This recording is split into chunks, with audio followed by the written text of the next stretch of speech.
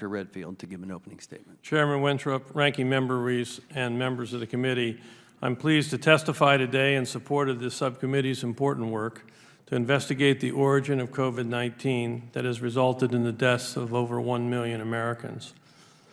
From 2018 to 2021, I served as the 18th Director of the Centers for Disease Control and Prevention during the Trump administration.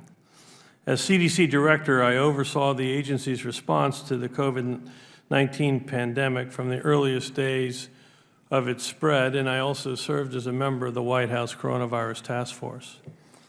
But perhaps more relevant for the purpose of this hearing, my 45 years in medicine have been focused on the study of viruses. I'm a virologist by training and by practice.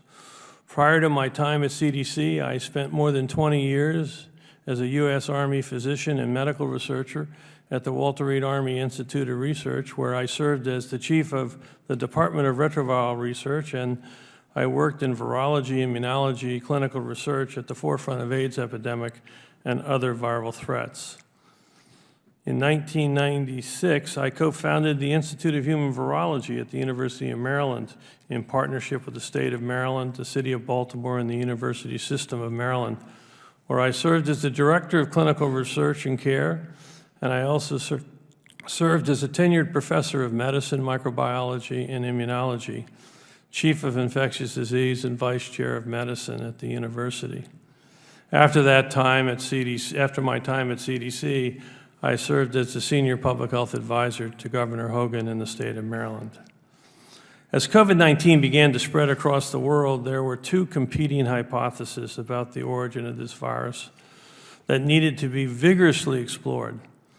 The first hypothesis is the possibility that COVID-19 infections in humans were the result of a spillover event from nature.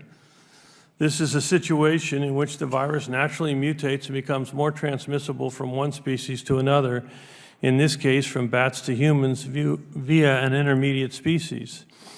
This is what happened in previous outbreaks of SARS and MERS and earlier coronaviruses that emerged from bats and spread through an intermediate animal. The second hypothesis is the possibility that the virus evolved in a laboratory involved in gain-of-function research.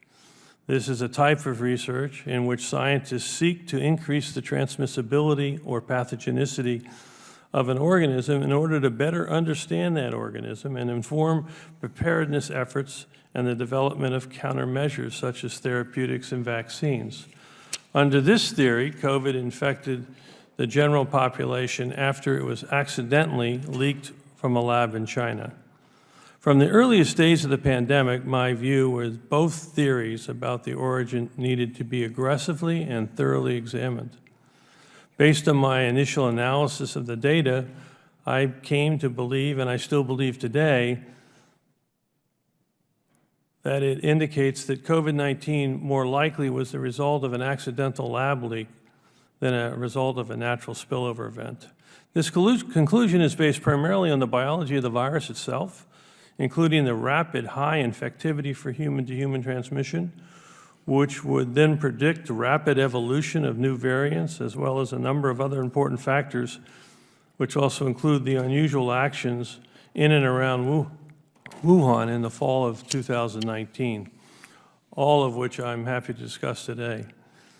Even given the information that surfaced in the 3 years since the COVID-19 pandemic began, some have contended that there's really no point in investigating the origin of this virus. I strongly disagree. There is a global need to know what we are dealing with in COVID virus because it affects how we approach the problem to try to prevent the next pandemic. The understanding of the origin of COVID is critical to future science research, particularly as it affects ongoing ethical debate around gain-of-function research.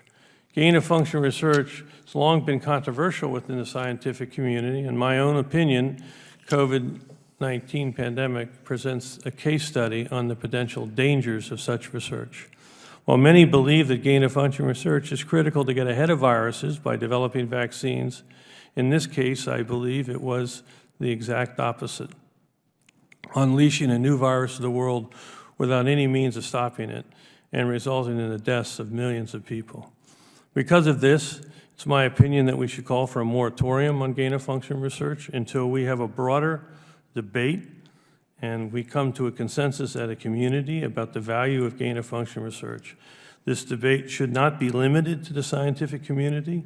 If the decision is to continue with gain-of-function research, then it must be determined how and where to conduct that research in a safe, responsible, and effective way. I thank you for inviting me here today. As we explore this important topic, I look forward to answering your questions. Thank you.